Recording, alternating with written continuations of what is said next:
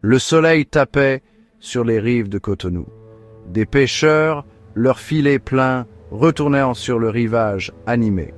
Des femmes, leurs pagnes colorés ondulants, échangèrent des marchandises au marché. La vie, vibrante et animée, pulsait à travers la ville antique. Mais à l'horizon, une forme sombre apparut, grossissant à chaque instant. C'était un navire, ses voiles blanches gonflées par le vent, bientôt suivi d'un autre, puis d'un autre.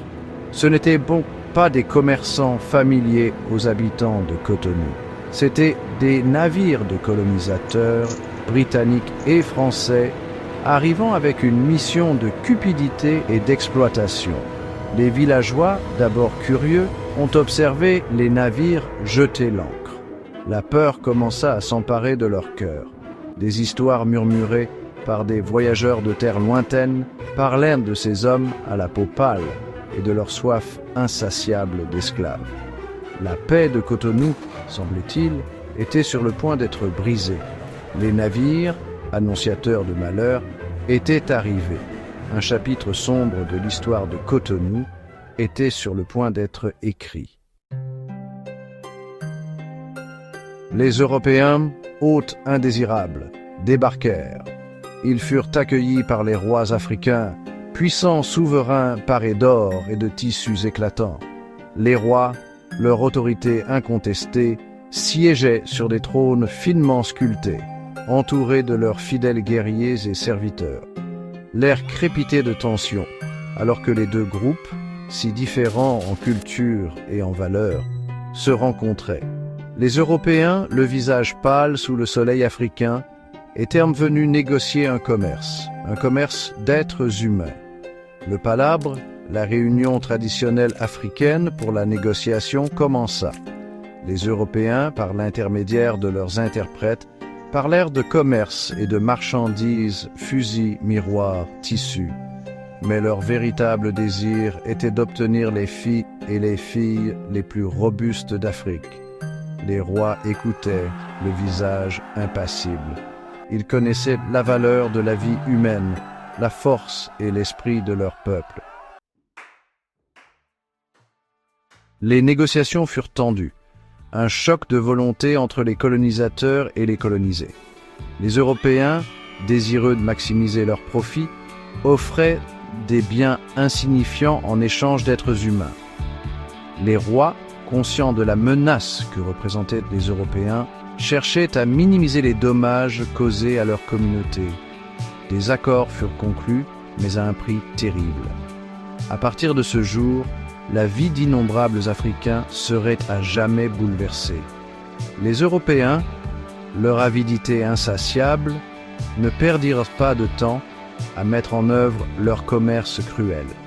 Hommes, femmes et même enfants furent arrachés à leur foyer, à leur famille, à leur vie. Ils furent marqués au fer rouge, réduits à de simples marchandises, enchaînés et liés. Ils furent parqués comme du bétail sur les navires en attente.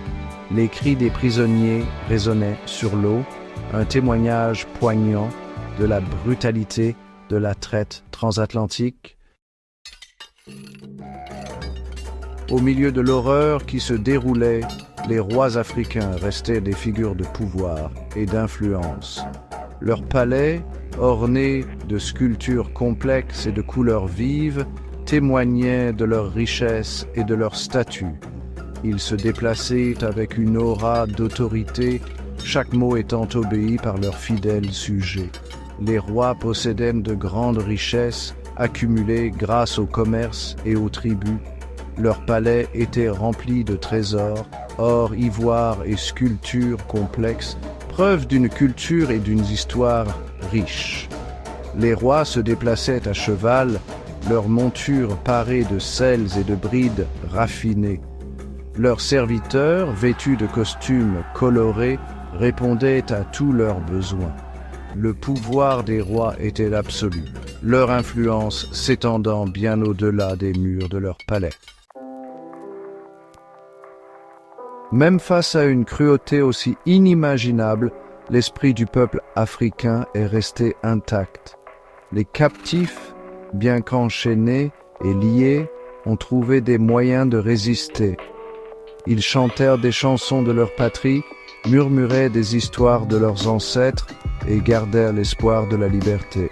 Sur les navires négriers, entassés dans des cales sombres et sans air, les Africains ont enduré des souffrances inimaginables. Pourtant, même face à la mort et au désespoir, leur esprit refusait d'être brisé. Ils partageaient le peu de nourriture qu'ils avaient, se réconfortaient mutuellement et conservaient la conviction qu'un jour ils seraient libres. Leur résilience, leur foi inébranlable en l'esprit humain serviraient d'inspiration aux générations futures. Aujourd'hui, le souvenir de la traite transatlantique nous rappelle l'importance de lutter pour la justice et l'égalité. Les échos du passé résonnent encore dans la musique, l'art et les histoires transmises de génération en génération.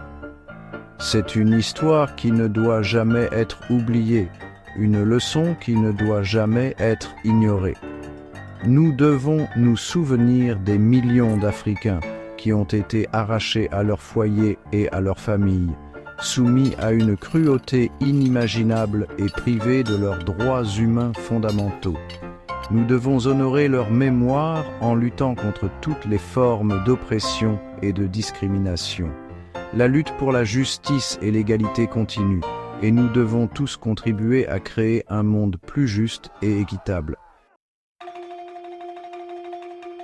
Malgré les horreurs de son passé, Cotonou est aujourd'hui une ville vibrante et résiliente. C'est un centre de commerce et de culture, un témoignage de la force et de l'esprit de son peuple.